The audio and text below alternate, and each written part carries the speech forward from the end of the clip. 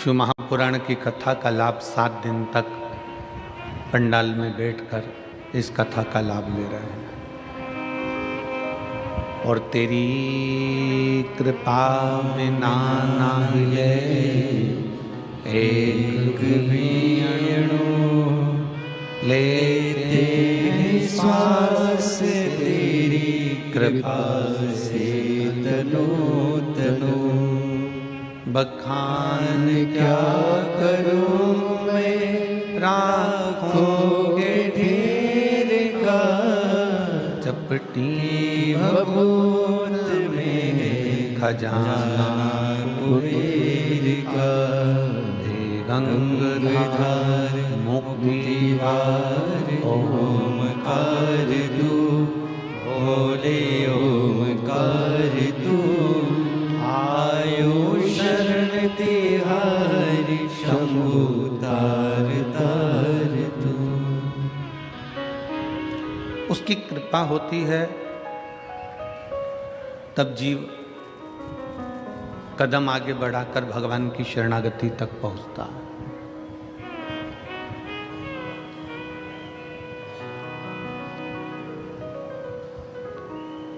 किसी के मरने के बाद उसको दवा खिलाई जाती है क्या? जम के बोलो, जम के बोलो जरा। खिला भी दोगे तो मरने के बाद दवा असर करेगी क्या? नहीं करेगी।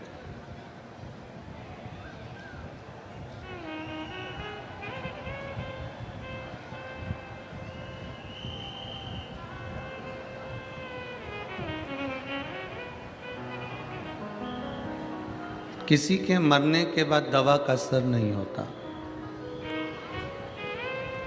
दवा असर कब करती है? जीते जी। मरने के बाद दवा का असर नहीं होगा। जैसे दवा का असर मरने के बाद नहीं होता, उसी तरह भजन का असर प्राण छूटने के बाद नहीं होता। जीते जी करो। दवा खाना है तो जीते जी खाइए, और भजन करना है तो जीते जी करिए।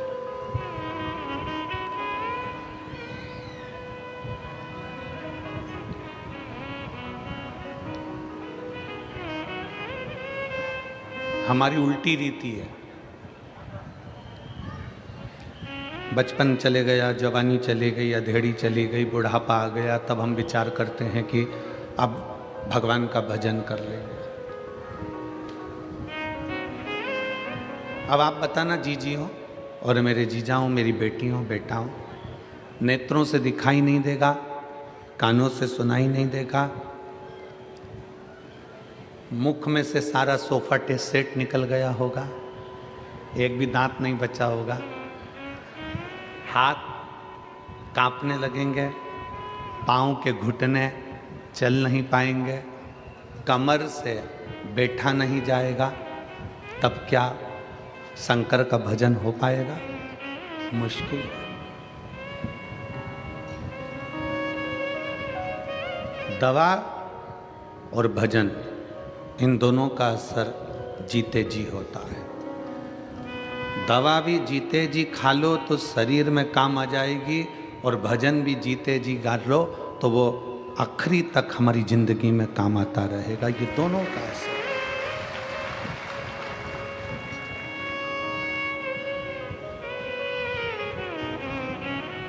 मरने के बाद की कोई प्रामाणिकता नहीं है कि आप स्वर्ग गए कि नरक गए, आप कहाँ गए हो, इसका कोई प्रमाण नहीं है। पर इतना जरूर है, शिव महापुराण की कथा कहती है, ये जरूर है कि आप जीते जी अगर भगवान का भजन कर रहे हो तो आप अपने घर को, अपने परिवार को, अपने कुल को, अपने कुटुंब को और अपने गांव को बैकुंठ बना ले रहे हो, कैलाश बना रहे हो और स्वर्ग बना रहे हो। इतना जरूर है।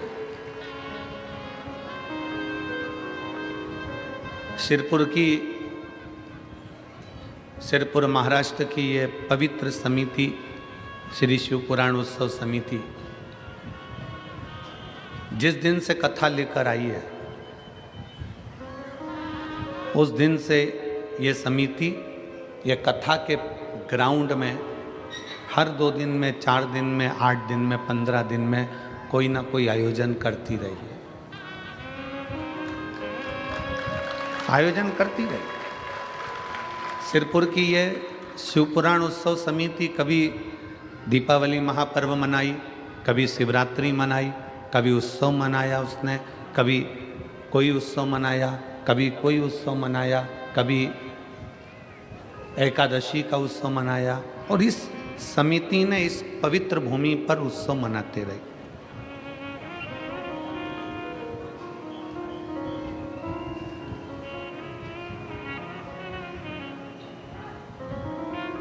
और हमारा इस समिति से निवेदन है,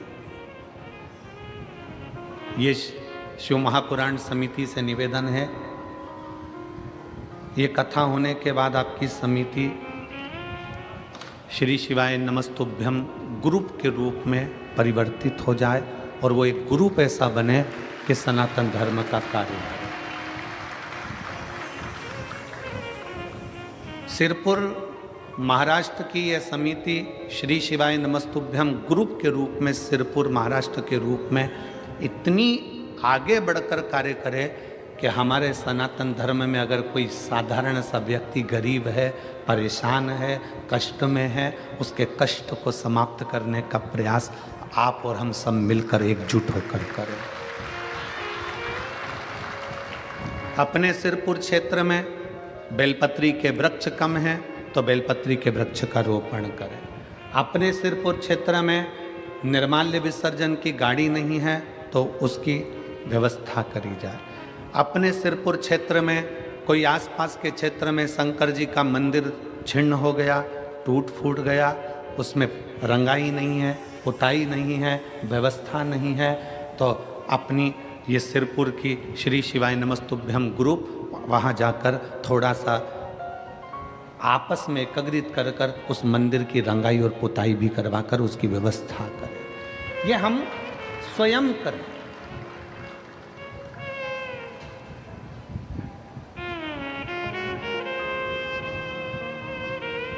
और आपकी समिति के जो पदाधिकारी गण हैं, आज से हमने भी ऐसा क्रम बना दिया कि जितनी जगह कथा करेंगे वहाँ की जो समिति होगी उसको श्री शिवाय नमस्तुभ्यम ग्रुप के नाम से आगे बढ़ाते चले जाएंगे और उस शहर के नाम से उसका पंजीयन बिटले सेवा समिति सीहोर में करवाएंगे। आप बिटले सेवा समिति का एक अंग बनते चले जाएंगे, जिससे कभी आपके क्षेत्र में कोई कार्य है, कोई गरीब बच्चे हैं, उनको पढ़ना है, एजुकेशन की ज़रूरत है, उनके पास में धन नहीं है और वो पढ़ना चाहते हैं, विद्याध्ययन करना चाहते हैं, आपकी समिति से संपर्क करेंगे, समिति सीहोर संपर्क करेगी और उन बच्चों की पढ़ाई का खर्चा बिटले सेवा समिति सीहोर उठाएगी। बहुत बच्चे हैं जिनको बहुत आगे बढ़ना है, उच्च कुल में है, उनको वजीफा भी नहीं मिल सकता, अच्छे परिवार से हैं तो वो किसी के आगे जाके हाथ भी नहीं फैला सकते और उनके बच्चों को आगे बढ़ना। छोटे बच्चे हैं, पढ़ना चाहते हैं।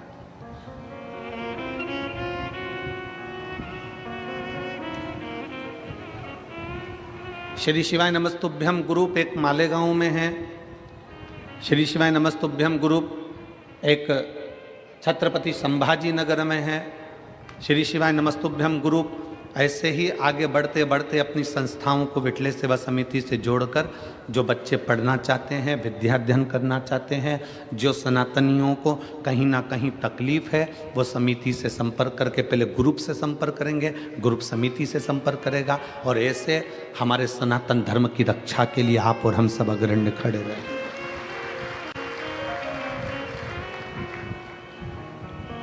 शिव तत्व की प्राप्ति के लिए, भगवान शंकर की प्राप्ति के लिए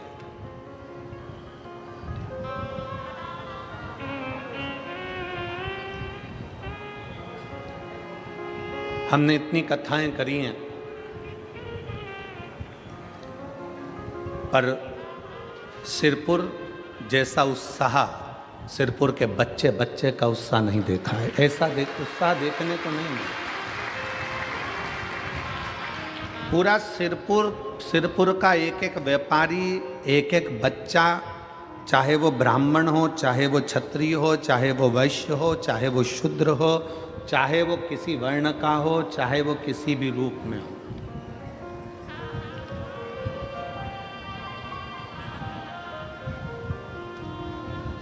जैसे हमने पहले कहा था कि पहले राष्ट्र, उसके बाद कास्ट। सबसे पहले है राष्ट्र, फिर है कास्ट। कास्ट मतलब जाति, ये बाद में, पहले अपने राष्ट्र की मजबूती है।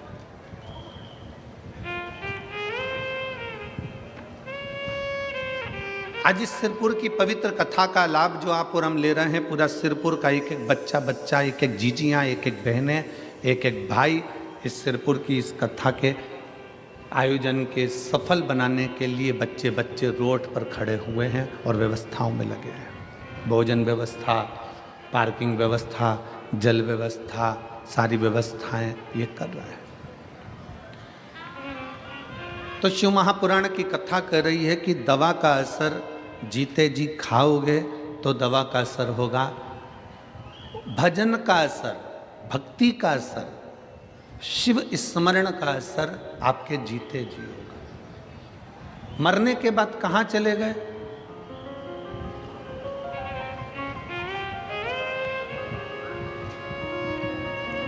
आवाज बढ़वाइए, उधर वो पीछे का पूरा बेल्ट परेशान हो रहा है बहुत देर से, थोड़ा ध्यान रखा करो।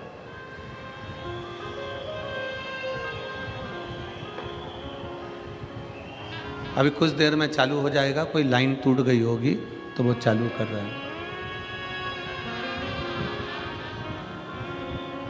दवा का असर जिंदा रहते में हो सकता है, भजन का असर जिंदा रहते में हो सकता है। मरने के बाद की आपकी और हमारी कोई गारंटी नहीं है कि कहाँ होंगे।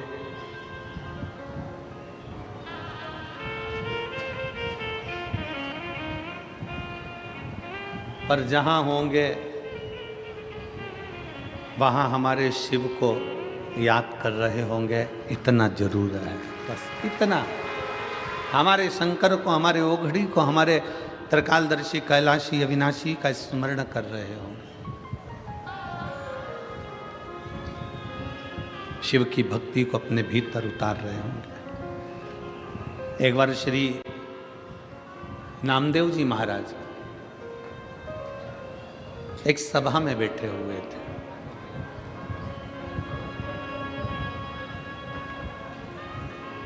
संत शिरोमणि, साधकों के साधक, तपस्वियों के तपस्वी, कीर्तनियों के कीर्तनकार, भक्तों के भी भक्त और पांडुरंगा हरि विठ्ठल के पूर्ण समर्पण भाव में रहने वाले संत श्री नामदेव जी महाराज। संत श्री नामदेव जी बैठे हुए, सभा लगी है और उस सभा में नामदेव जी महाराज बैठे हुए हैं, विराज। कीर्तन चालू हुआ, रामकृष्ण हरि, रामकृष्ण हरि, रामकृष्ण हरि।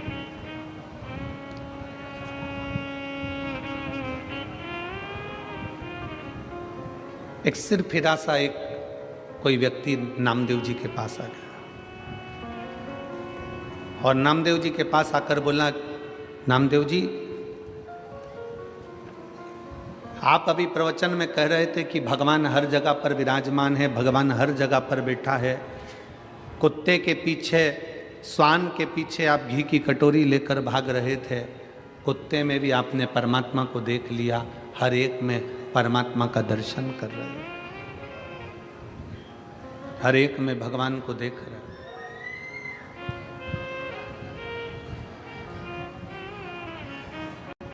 व्यक्ति ने कहा, नामदेव जी, क्या ईश्वर दिखता है? क्या भगवान दिखता है?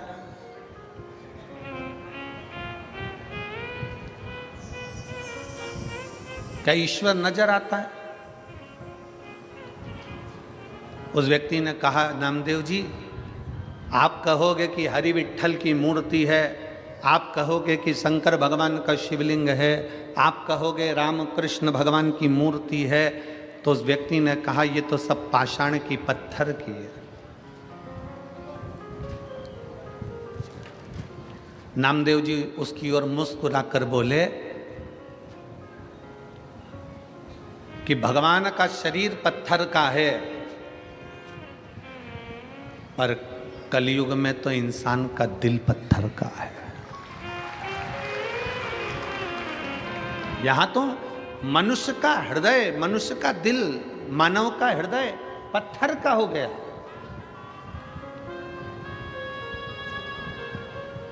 पहले के समय में गांव में अगर कोई हाथी आ जाता तो उसको रोटी देते।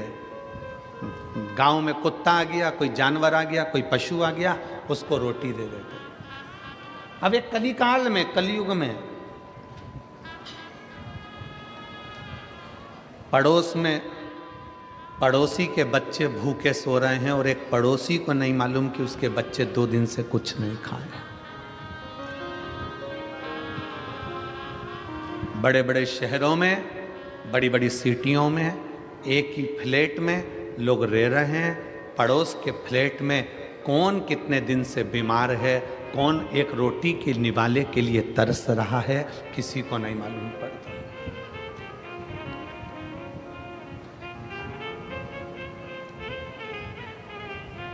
त्रेता युग और कलयुग में कितना अंतर आ गया, ये समझने वाला विषय है कि पहले के युग में लोग कहते थे प्राण जाए पर, जम के बोलो जरा, प्राण जाए पर वचन ना जाए। ये त्रेता की बात है, ये द्वापर की बात है कि प्राण जाए पर वचन ना जाए।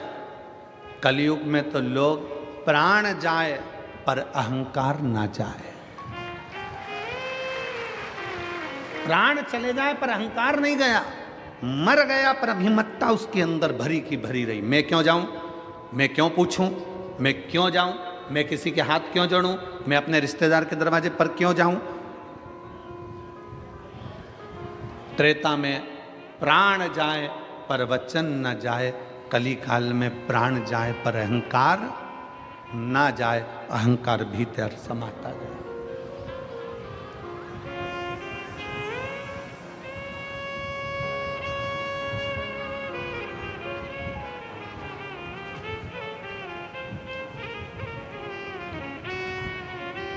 कभी आपको गर्व होना चाहिए, आपको ये विचार होना चाहिए कि आप किस रूप में, किस साधारण से साधारण व्यक्ति को भी अपने गले लगा रहे हो। पहले का समय, आज का समय, नामदेव जी कहते हैं बहुत अंतर है। पहले का समय और आज के समय का अंदाजा लगाइए तो पहले के समय पर जानवर को भी, पशु को भी घर से निकलकर भोजन दिया जाता था, और आज के ज़माने में कोई पड़ोस में भी भूखा रह जाए तो उसको कोई याद नहीं करता कि भोजन की ज़रूरत है। पहले के समय में गांव में अगर बेटी रहती थी, किसी के घर में अगर बेटी है तो पूरे गांव की बेटी कहलाती थी। आज के ज़माने में पड़ोसियों से ही बेटी असुरक्षित सी नजर आती है। ये पहले का समय और ये आज का समय है। कितना अंतर है। पहले के समय में लोग अपने मेहमान को बस स्टैंड तक छोड़ने जाते थे, बस स्टैंड पर लेने जाते थे, रेलवे स्टेशन छोड़ने जाते थे, रेलवे स्टेशन पर लेने जाते थे, और रेलवे स्टेशन या बस स्टैंड पर छोड़ने जाते थे तो छोड़ते समय आंख में आंसू आते थे। आज के ज़माने में तो लोग शमशान में छोड़ी आए तो आंख में आंसू नहीं आए, वहाँ पे भी गुटखा मल मल के खाया।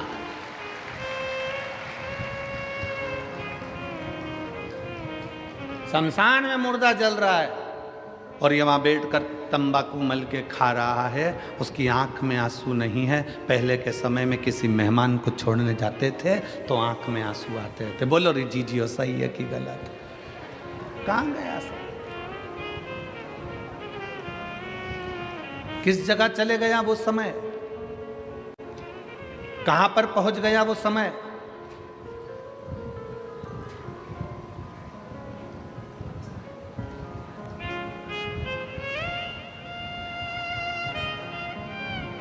कितनी दूर जाना है।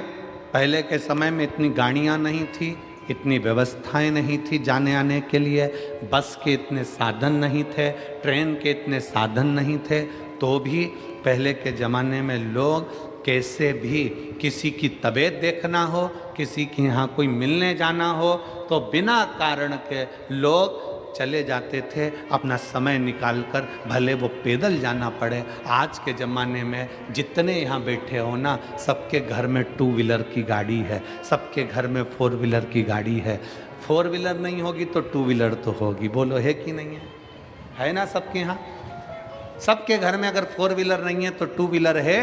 पहले के ज़माने में तो गाड़ी नहीं होती थी, साइकिल होती थी, बैलगाड़ी होती थी, तो भी लोग मिलने जाते थे, समय निकाल कर पहुँच जाते थे। आज के ज़माने में 4 व्हीलर गाड़ी है, ट्रेन का साधन, हवाई जहाज का साधन, हेलीकॉप्टर का साधन, बस का साधन, गाड़ियों का साधन, 2 व्हीलर 4 व्हीलर सब घर में है। उसके बाद भी अगर कोई रिश्तेदार की तबीयत गड़बड़ है तो कोई मिलने के लिए नहीं जाता, कोई परिचित के पास बैठने नहीं जाता, केवल फ़ोन पर पूछ लेता है और राम राम सम सम कर लिया और जाने का काम खत्म हो गया। पहले के समय में लोग जाते थे, बैठते थे, बात करते थे और उसका दुख हरते थे।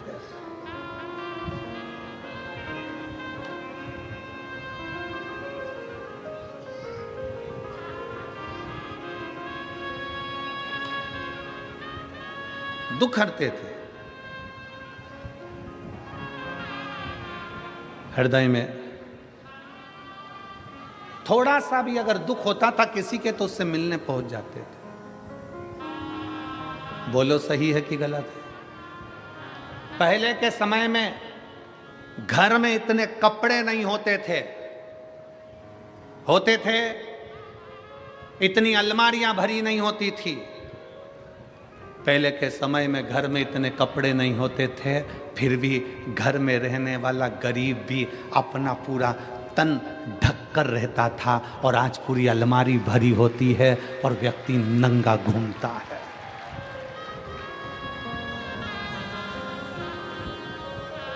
मेरी जितनी जीजियां बैठी है, जितने मेरे जीजा बैठे हैं, जितनी मेरी बेटियां बैठी हैं, जितने बेटा बैठे हैं, इन सबसे पूछूं आपकी घर में अलमारी का एक खन, एक कपाट पूरा आपके कपड़ों से भरा हुआ है? एक नहीं 2 भरे होंगे, और थोड़े बहुत तो खूंटी पे टंगे होंगे।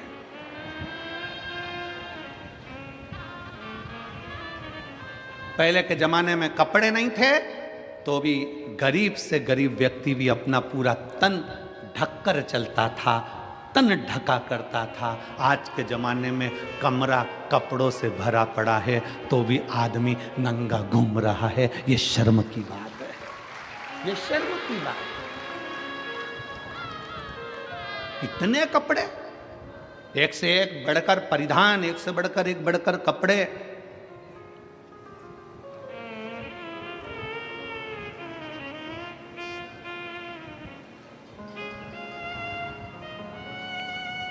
मैं महाराष्ट्र की मेरी जीजियों को, मैं संपूर्ण देश की मेरी बेटियों को, मेरी माताओं को हाथ जोड़ नमन कर कर प्रणाम करता हूं कि आप हमारी संस्कृति और सभ्यता को बनाए हुए हो, संस्कार को दे रहे हो।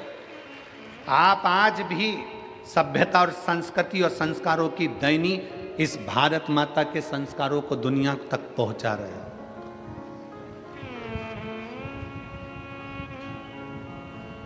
कितना बदलाव, कितना बदलाव।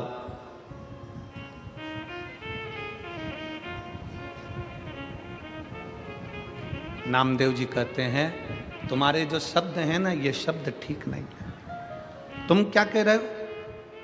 अगर ईश्वर है तो दिखता क्यों नहीं?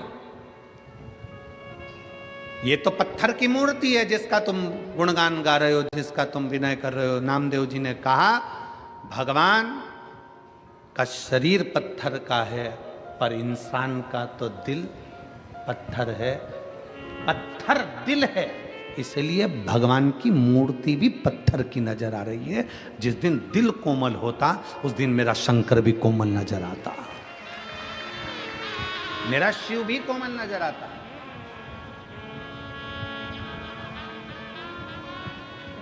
मेरा शंकर भी कोमल दिखता।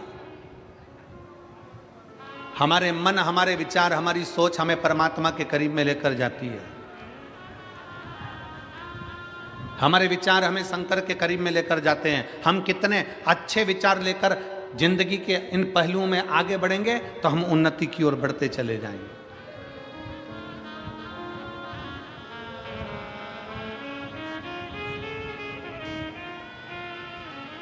जितना अच्छा सोच सकते हो उतना अच्छा सोचो, जितना अच्छा विचार कर सकते हो उतना अच्छा विचार करो। परमात्मा ने, मेरे शंकर भगवान ने, मेरे भोलेनाथ जी ने, मेरे शंभू ने, मेरे त्रिकालदर्शी ने, मेरे महाकाल राजा ने, मेरे कुबेरेश्वर महादेव ने कुछ चीजें मनुष्य को फ्री दी है। पहले नंबर पर नींद परमात्मा ने फ्री दी है, इसका कोई पैसा नहीं लगता। रात को सो तो प्रेम से सो, चिंता छोड़कर सो। मेरे परमात्मा ने कुछ चीजें फ्री दी है। पहले नंबर पर नींद, दूसरे नंबर पर शांति।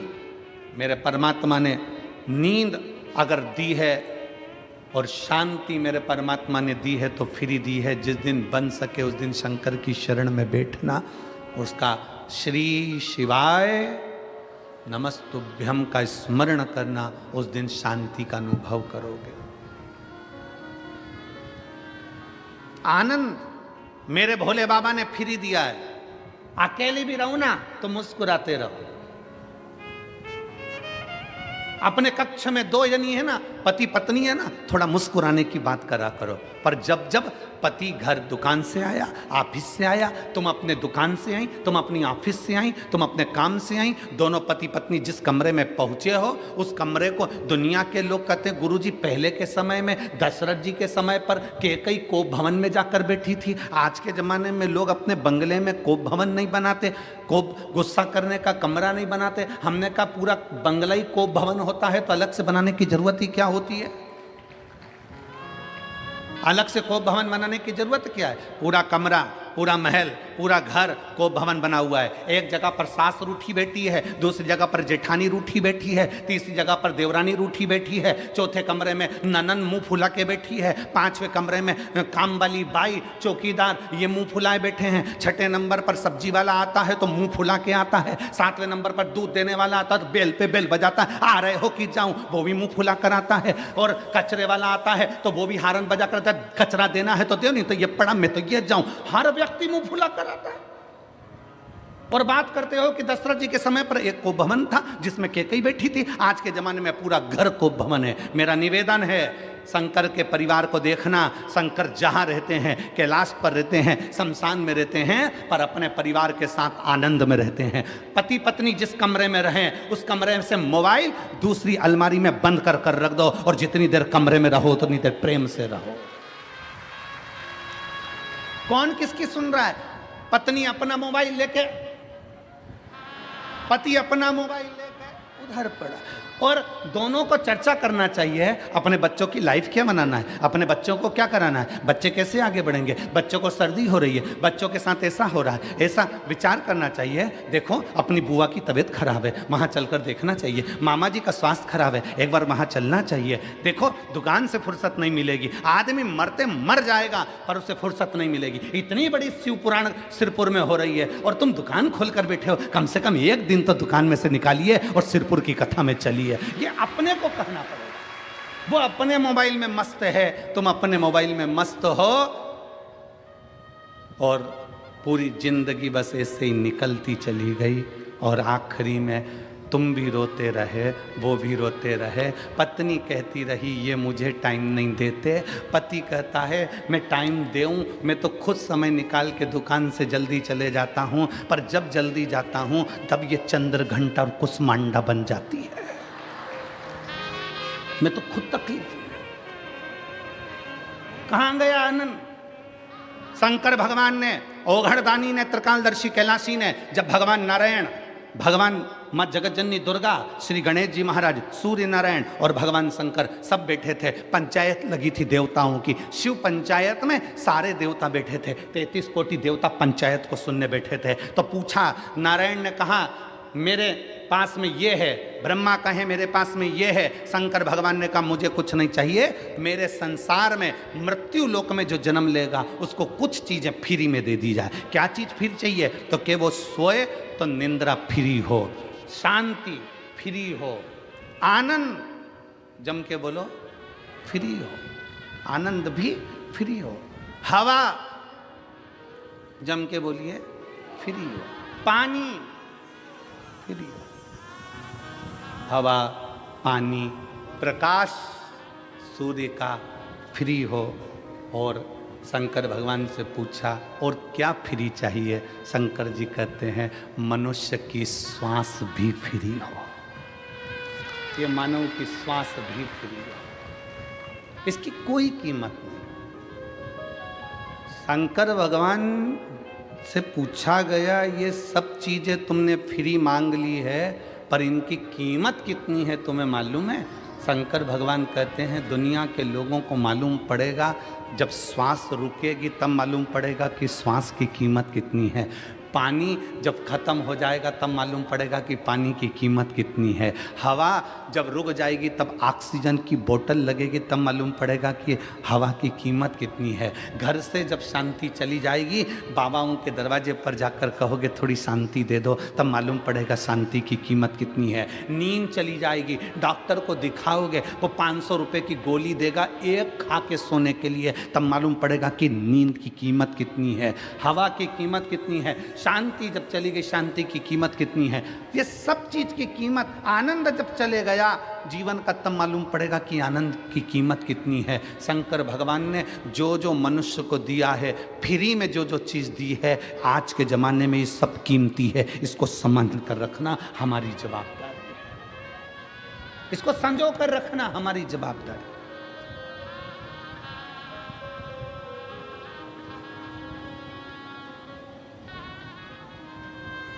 हम क्या दे रहे हैं? कितने लोग मिलते हैं संसार में, कितने, कई लोगों के चेहरे की हंसी चली गई, वो मुसद्दी लाल जैसा हो गया, ऐसा बैठा रहता बिल्कुल मुंह फुला के। घर में माताओं को देखो तो ऐसी बैठी रहेगी, माताएं ऐसी बैठी रहेंगी जैसे मातम में बैठी है। अरे कहाँ आए हो? घर में बेटा आए ना, सबसे पहले चेहरे पर हंसी, माँ को, पत्नी को, भाभी को, बहन को, जितने घर में सदस्य होते हैं ना, एक दूसरे का चेहरा देखकर आते से ही मुस्कुरा दिया करो, आधा टेंशन घर के बाहर चले जाएगा। आप मुस्कुराते ही नहीं। बेटा घर में आया और माँ मुंह फुलाकर बैठी है तो बेटा समझ जाता है फिर झगड़ा हुआ। आधा टेंशन में बेटा घर दुकान का टेंशन लाया था और आधा और घर में मिल गया। कमरे में पहुंचा तो पत्नी का मुंह फूला था, समझ गया कि बोलना ही बेकार है। बच्चे को देखो तो वो अपना गेम लेके बैठा हुआ है, पापा बोल रहा है बेटा चिक्कू कैसा है, चिक्कू बोल ही नहीं रहा, पापा समझ गया ये भी टेंशन में ही है, आज कुछ ना कुछ बात हुई है। बहन से बात करा तो बहन मुंह फुलाकर जवाब देती मुझे क्या मालूम, मेरे को क्या मालूम, मैं क्या यही देखने के लिए आई हूँ। भाई से पूछो तो भाई चिढ़कर जवाब देता है। जरा विचार करिए, जिंदगी का आनंद सारा की सारा समाप्त कर बैठे हो, शून्य पर आकर खड़े हो। बिल्डिंग बढ़ गई, धन बढ़ गया, संपदा बढ़ गई, सत्ता बढ़ गई, वैभव बढ़ गया, अपने देश का, प्रदेश का, राज्य का, सबका विकास हो गया। पर विचार करिए कि अपन ने अपने आप को शून्य कर लिया है। आनंद और शांति और निंद्रा सब चली गई, सुख चले गया।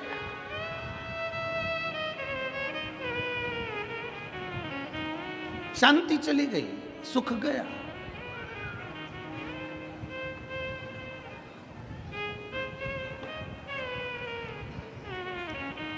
और महाराज,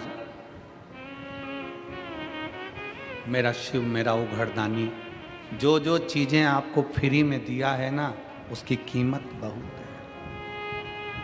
बहुत कीमत है। श्वास की इतनी कीमत है कि डॉक्टर को लोग कैंसर हॉस्पिटल में जाकर देखिए, और कैंसर हॉस्पिटल में जाकर लोग अटैची की अटैची पैसे की दे देते हैं। डॉक्टर साहब मेरे पिता को, मेरी पत्नी को, मेरे पति को, मेरे बेटे को, मेरे परिवार को बचा लीजिए। ये पैसा लगे, श्वास दे दो, श्वास।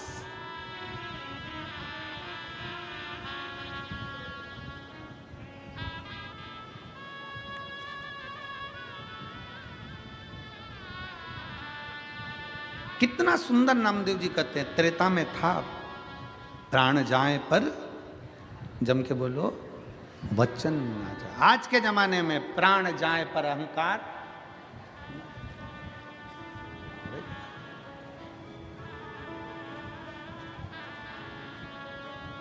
किस अभिमत्ता में जी रहे हो? शिव महापुराण की कथा कहती है अभिमान को छोड़कर जियो।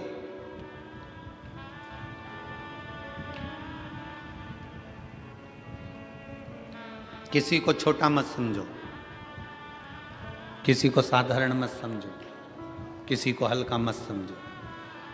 कभी कभी जिस पत्थर के टुकड़े को तुम घर के बाहर फेंक देते हो, कभी कभी अलमारी को सीधा खड़ा रखने के लिए पत्थर के टुकड़े का भी टेका लगाना पड़ता है। वो पत्थर का टुकड़ा भी काम आ जाता है। किसी को हल्का मत समझो, किसी को छोटा मत समझो। और हल्का समझ रहे हो तो कोरोना महामारी के समय पर देख लो, बड़े बड़े शोरूम, बड़ी बड़ी दुकानें कपड़ों से भरी पड़ी रही, और एक छोटा सा कपड़े का टुकड़ा मास्क करोड़ों की कीमत का हो गया। बड़े बड़े शोरूम में कपड़े भरे की भरे रह गए, बड़े से बड़ी दुकान में कपड़ा पड़ा की पड़ा रह गया, ताले लगे की लगे रह गए, और एक छोटा सा कपड़े का टुकड़ा जिसकी कोई कीमत नहीं थी, वो छोटे सा कपड़े का टुकड़ा भी करोड़ों का बिक गया, करोड़ों का व्यापार कर गया। करोड़ों का व्यापार एक जरा से मास्क ने कर दिया, और वो शोरूम कपड़े के भरे की भरे रह गए। कौन पूछता था वो जरा से मास्क को? कौन जानता था वो इतने से मास्क के कपड़े के टुकड़े को? उसकी क्या कीमत थी? पर उस छोटे से टुकड़े ने भी अपना वजूद दिखा दिया कि छोटा कभी छोटा नहीं होता, एक दिन वो छोटा भी शंकर की कृपा से बड़ा हो जाता है। उसने अपना वजूद दिखाया, उसने अपना वर्चस्व दिखाया कि एक छोटा सा कपड़े का टुकड़ा भी बड़ा हो सकता है अगर शिव की कृपा हो जाए, शंकर की करुणा हो जाए, शिव की दया हो जाए, शंकर ओघड़दानी की करुणा हो जाए। किसी को छोटा मत समझो। लोग कहते हैं ये छोटा है, ये छोटा है। दुनिया के लोग जातियों में बांटने का प्रयास कर रहे हैं, दुनिया के लोग छोटे और बड़े में बांटने का प्रयास कर रहे हैं, पर शिव महापुराण की कथा कहती है आप बंटना नहीं, कोई छोटा कोई बड़ा नहीं। घर के अंदर बहुत विवाद होता है, एक पति का पत्नी ज़्यादा कमाता है, दूसरी पत्नी का पति कम कमाता है। ये मत सोचना कि तुम्हारा पति ज़्यादा कमा रहा है, हो सकता है जो नहीं कमा रहा है ना, उसको शंकर भगवान उसके कारण तुम्हारे पति की भी तनख्वाह ज़्यादा दिलवा रहा है, हो सकता है। परिवार के भरण पोषण के लिए, परिवार के सुख के लिए, परिवार के लिए परमात्मा दे रहा है, किसी के लिए हल्का नहीं। ये ना सोचे कि हमारी माँ कुछ नहीं दे रही, हमारे पिताजी कुछ नहीं कर रहे, हमारा देवर कुछ नहीं करता, हमारा जेठ कुछ नहीं करता, केवल तुम्हारा पति कमा रहा है। ना ना ना, भगवान ने क्यों कृपा कर कर रखी है, क्यों भगवान भरपेट भोजन दे रहा है, क्या पता किसके भाग्य का किसको मिल रहा है। इसलिए कभी ये ना सोचें कि केवल मेरा पति कमा रहा है, घर में जितने सदस्य हैं ना, सबके भाग्य का मेरा भोलेनाथ देते जा रहा है। ये विचार करें, कोई भूखा ना सोए।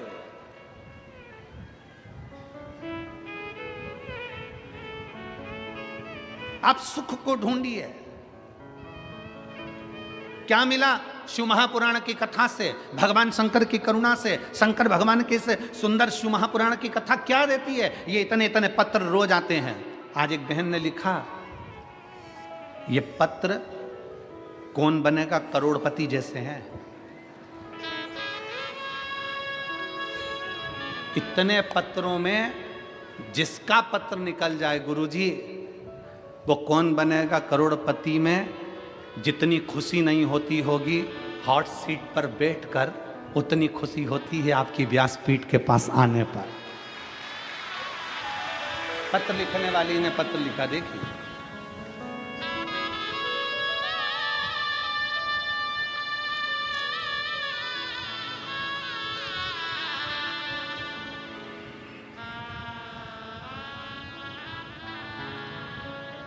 मैं सो जयश्री प्रशांत पाटिल सिरपुर की रहने वाली हूँ। करवंद नाका, हुले सिंह नगर, सिरपुर। कहीं बैठी हो तो हाथ हिला सकती हैं। आ जाओ आ जाओ, हॉट सीट के पास आ जाओ, आइए बता रहा हूँ।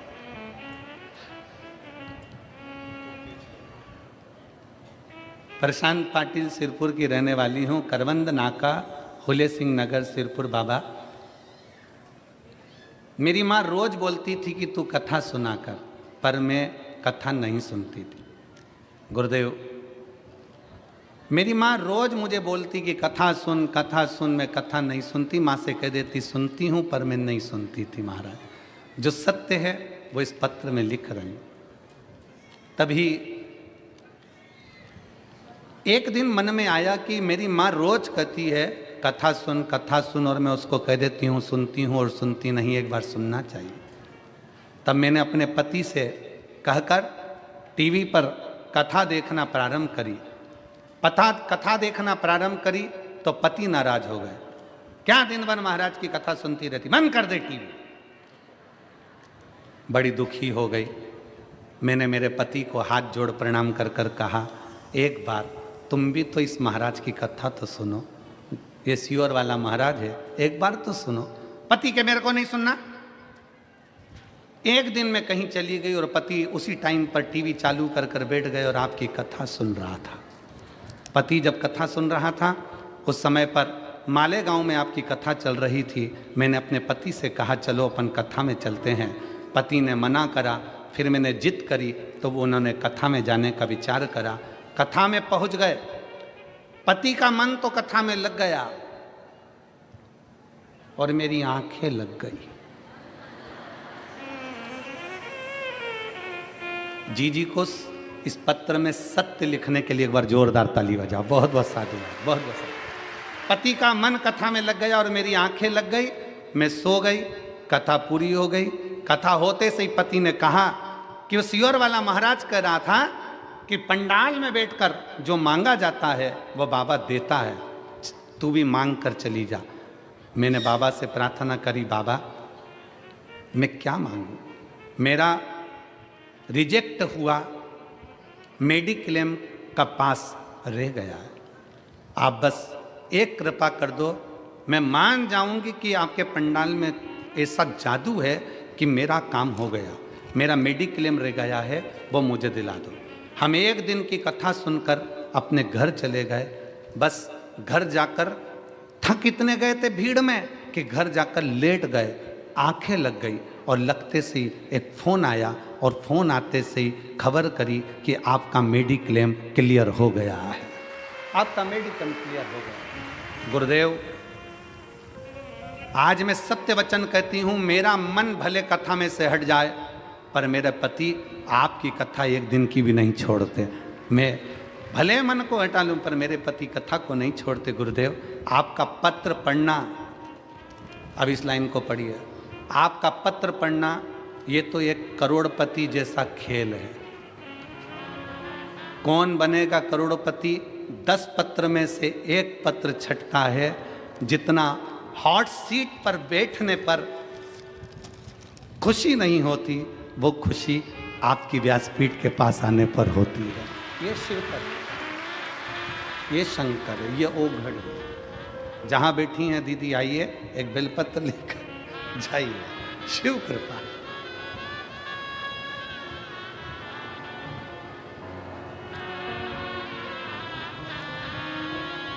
कितना कितना विश्वास। कई लोग तो यहाँ प्रैक्टिकल करने ही आते हैं कि अपन बैठ के तो देखें, एक बार मांग के तो देखें बाबा देता है कि नहीं देता। कई लोग यहाँ प्रैक्टिकल करने आते हैं।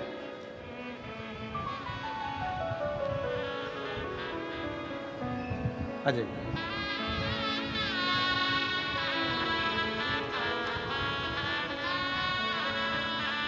वेलकम टू माय व्यासपीठ।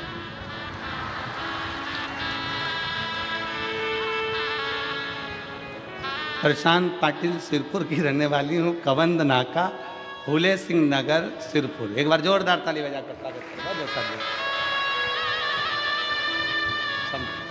बधाई बधाई।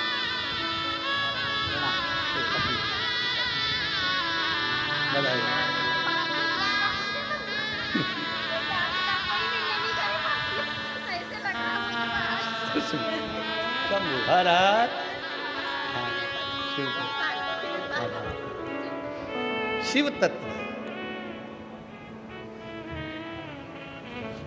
जी जी बोल रही है, किसी से मिलने की तमन्ना नहीं पर इससे मिलने की तमन्ना है।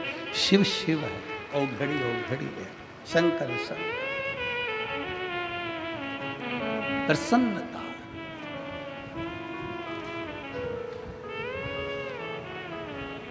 आनंद जीवन का जानना नहीं चाहिए। खुशी, शांति, निंद्रा जाना नहीं चाहिए। प्रसन्नता तुम्हारे चेहरे पर हो। क्या दिया है शिव महापुराण ने? शंकर की कथा ने आपके चेहरे पर प्रसन्नता दी है। एक पत्र और है, जरा ध्यान दो।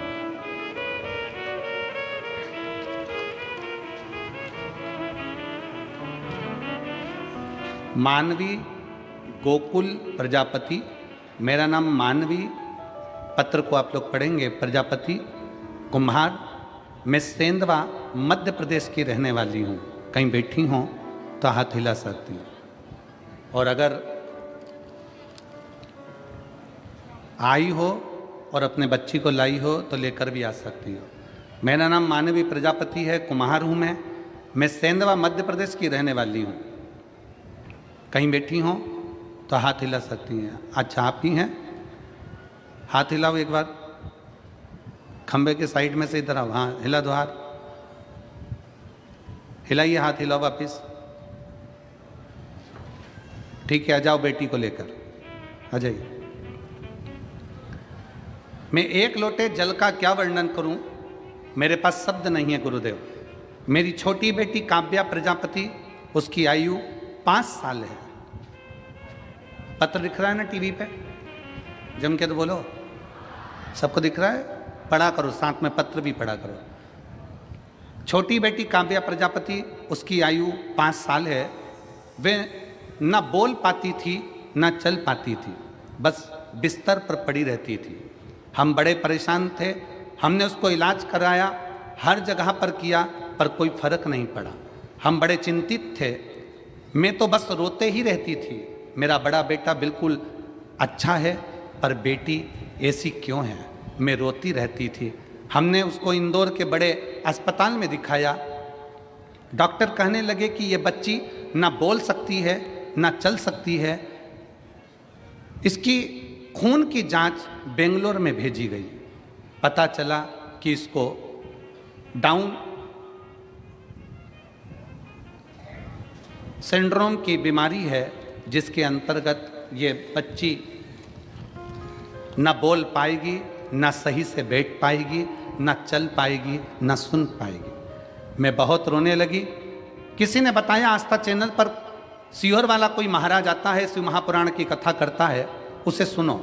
मैं ये से चीज़ों पर विश्वास नहीं करती, पर मैं मेरी बेटी के लिए कथा सुनना शुरू किया।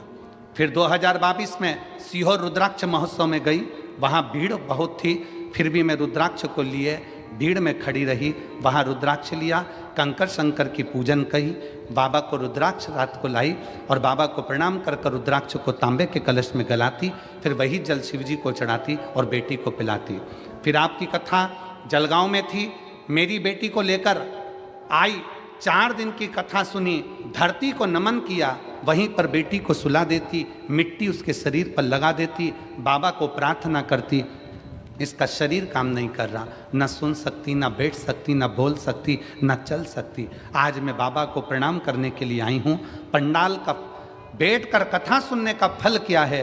आज मेरी बेटी पूरी तरह से स्वस्थ हो गई, बोलने भी लगी, चलने भी लगी, सुनने भी लगी और बाबा की कृपा से स्कूल जाने भी लगी। मैं बाबा को प्रणाम करने आई हूँ, जिसका फोटो मैंने आगे लगाया है और बेटी भी आई हुई है, फोटो लगाया है, फोटो देख सकते हैं पंडाल में एलईडी पर, आप लोग इस बच्ची का फोटो भी देख सकते हैं। ना चल सकती थी, कमर से काम नहीं करती थी, कमर से पूरे पलंग पर पड़ी रहना, ना पैर ना हाथ, ना सुनना ना बोलना, बस पड़े। हम तो बाबा के भरोसे चलते हैं, हम तो बाबा के भरोसे चलते हैं। ये दुनिया वाले जलते हैं, ये दुनिया वाले जलते हैं, हम तो बाबा के भरोसे चलते हैं, हम तो बाबा के भरोसे चलते हैं। उठकर बैठ नहीं सकती थी, पलंग पर पड़ी रहती थी, कमर काम नहीं करती, पाँव काम नहीं करता, हाथ काम नहीं करता, नेत्र काम नहीं करते, श्रवण शक्ति काम नहीं करती, बोलने की शक्ति काम नहीं करती, पर उसके आश्रित तो हुए। आज ये लाखों की संख्या में आप लोग कथा के पंडाल में आते हो, लाखों की संख्या में कथा के मंडप में पहुंचते हो। जो आते हैं कथा के पंडाल में, उनकी चिंता मेरे भोलेनाथ को लग जाती है कि अब आया है तो कुछ ना कुछ देना ही पड़ेगा, आया है तो देना ही पड़ेगा। जैसे किसी के घर शादी में गए हो तो चिंता तुम्हें पड़ जाती है कि गए हो तो 500 का लिफाफा, तो 500 का नहीं दे हो तो 100, 50, 200 का, आजा बेटा, 100, 50, 200 का तो लिफाफा देना ही पड़ेगा। एक बार ताली बजाओ ये बेटी के लिए, जिसकी कमर पाँव शरीर काम नहीं करता था और आज चलकर बाबा के धाम पहुंची है।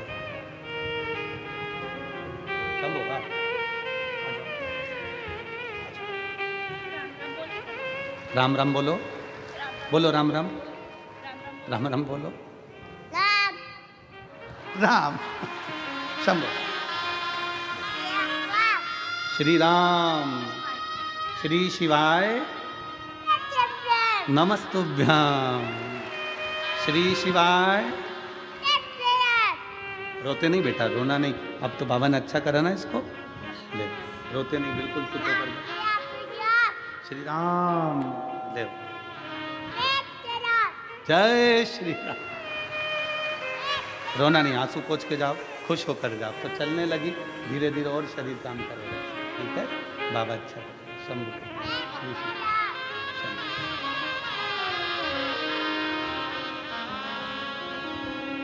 अरे लुटा दिया भंडार काशी वाले ने, कर दिया माला माल काशी वाले ने, जो जैसी भावना लाया वो वैसा ही फल पाया, जो जैसी भावना लाया वो वैसा ही फल पाया, नहीं खाली किसी लौटाया, वो मन ही मन हर्षाया, और कर दिया माला माल काशी वाले ने, लुटा दिया भंडार काशी वाले ने। एक माँ का दिल जो होता है ना, वो बड़ा विचित्र होता है, बड़ा विचित्र।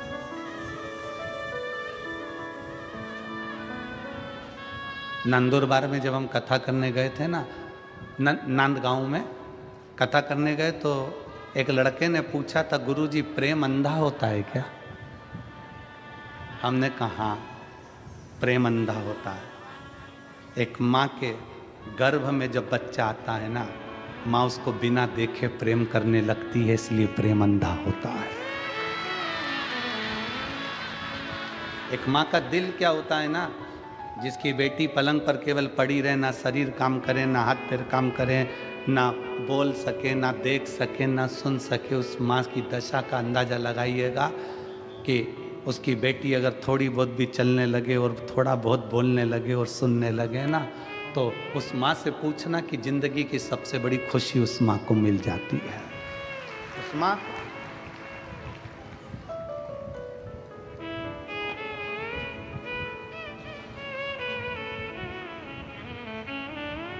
स्नेहता शिव के प्रति, शंकर के प्रति। आप आए हो, इतनी लाखों की संख्या में पहुंचे हो, तुम्हारा टेंशन शंकर जी को है। जितनी भीड़ कथा में भक्तों की बढ़ रही है, उतना ही शंकर भगवान को चिंता बढ़ रही है, क्योंकि आया है तो कुछ ना कुछ देना पड़ेगा। खाली लौट गया तो कथा लोग कहेंगे बताओ शिव पुराण सुनी थी सिरपुर में बैठ के, मालेगांव में बैठ के, धुलिया में बैठ के, और बाबा ने दिया नहीं, इसलिए उसको देना ही पड़ता है और झोली भर कर भेजना ही पड़ता है।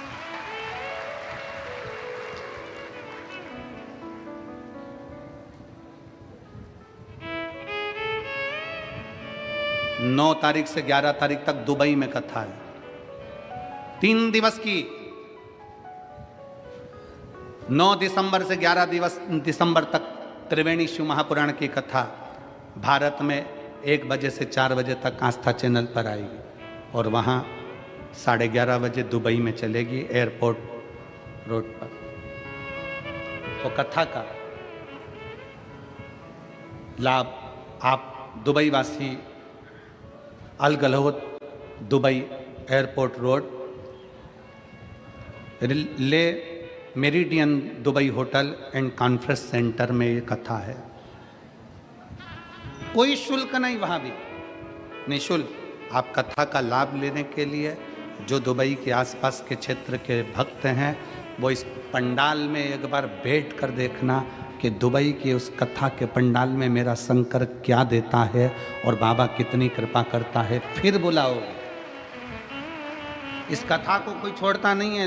दुबई में एक बार कथा है, दूसरी बार फिर लोग तैयार हो जाएंगे, क्योंकि बाबा इतना दे देता है। 3 दिन बाबा के चरणों में रहने, और फिर 15 तारीख से 21 तारीख तक शिव महापुराण की कथा मेरठ उत्तर प्रदेश में 1 बजे से 4 बजे तक है। मेरठ के आसपास के, दिल्ली हो, हापुड़ हो, मेरठ के आसपास का क्षेत्र जितना है, सब एक बार पंडाल में बैठकर कथा का लाभ क्या होता है, शिव क्या देता है, कैसे देता है, वो उसका स्मरण करिए। नामदेव जी से पूछा, आप सभा में बैठे हो, भगवान की मूर्ति तो पत्थर की है। नामदेव जी कहते हैं भगवान का शरीर पत्थर का है और मनुष्य का दिल पत्थर का है। जिसका दिल पत्थर का है उसे भगवान भी पत्थर नजर आता है। जो जैसा चश्मा लगाता है सामने वाला वैसा दिखता है। काला लगाओगे काला दिखेगा, पीला लगाओगे पीला दिखेगा, नीला लगाओगे नीला दिखेगा। आपका दिल अंदर से जैसा अच्छे हो अच्छा दिखेगा।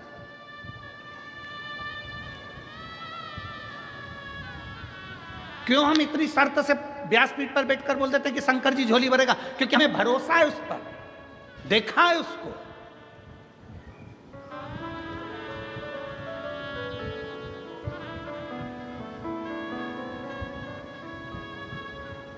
उसको जाना है शिव को, उसका रस तत्व, उसकी भक्ति क्या कहती है।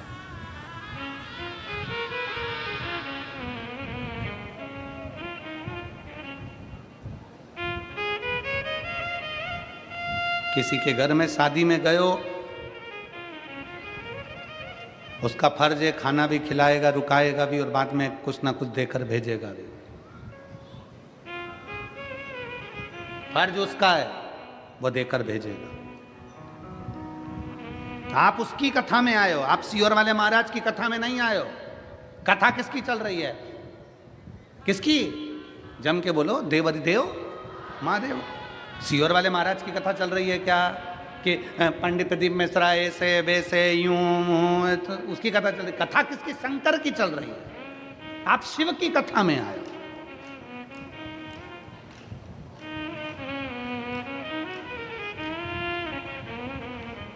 कोई पूछता है तो आप कह किसकी कथा चल रही, तो कहते हैं सीहोर वाले महाराज की। ना ना ना ना, क्यों बेवकूफ बना रहे हो किसी को? सीहोर वाले महाराज की चल रही है, फालतू की बात है। कथा किसकी चल रही है? कोई पूछे तो शान से कहना मेरे बाप देवादित्य महादेव की चल रही है।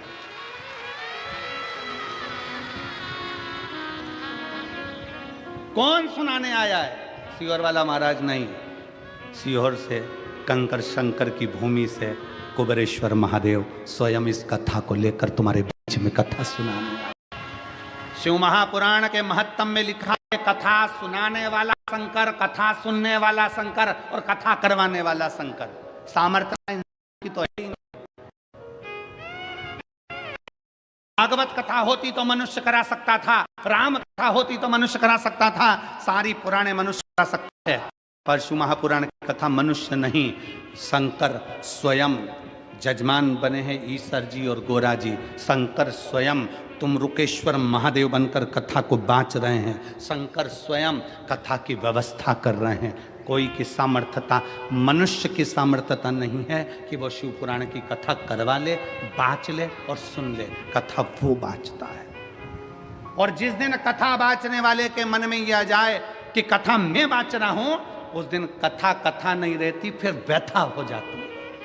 इसलिए कथा बाँचने वाले को चाहिए कि ये शंकर की कथा है, बाँचने से पहले विचार करना कि तुम नहीं बाँच रहे हो, इस कथा को स्वयं शंकर आपकी कंठ में बैठकर जो बचवा रहा है, जो बाँच रहा है, वो उसकी सामर्थ्यता है। आप शून्य हो, शून्य हो। और जब शून्य हो जाता है व्यक्ति, तभी पूर्ण हो पाता है। जरा विचार करिए, यहां से धुलिया कितना किलोमीटर है? 50। चलो ठीक है, गए हो कभी? अरे बोलो तो जम के, गए हो? चलो, यहां से धुलिया जाओगे, यहां पर लिखा है 50 किलोमीटर धुलिया, ठीक है? जम के तो बोलते जाओ, ठीक है। गाड़ी लेकर चले, आगे बढ़े, 1 किलोमीटर बाद कितना लिखा होगा? 49, फिर 48, फिर 47, फिर 46, फिर 45, फिर 44, फिर 43, फिर 41, फिर 40। ऐसे कम होते होते होते होते होते होते होते जब धूलिया आएगा पास में, फिर 2 किलोमीटर, फिर 1 किलोमीटर, और धूलिया जब आ जाएगा तब क्या लिखा होगा? शून्य, जीरो। मतलब आप अपनी मंजिल तक पहुंच गए। जब व्यक्ति शून्य हो जाता है तब शिव तक पहुंच पाता है। शून्य हो गए। कथा वाचने वाला अगर सोचे कि मैं शिव पुराण की कथा कर रहा हूं, मतलब आप कथा नहीं कर रहे, आप शून्य हुए ही नहीं हो। आप शून्य हो जाओ कि आप कथा वाचक हो ही नहीं सकते। कथा वाचना शंकर का कार्य है। राम कथा शिव जी ने सुनाई, भागवत कथा शिव जी ने सुनाई, शिव पुराण शिव जी ने सुनाई। राम कथा शिव जी ने सुनाई है माता पार्वती जी को, भागवत कथा शिव जी ने सुनाई है अमरनाथ की गुफा में एक तोते के बच्चे ने सुन ली थी, वो सुखदेव जी हो गए थे, फिर बाद में उन्हें राजा परीक्षित को सुनाई।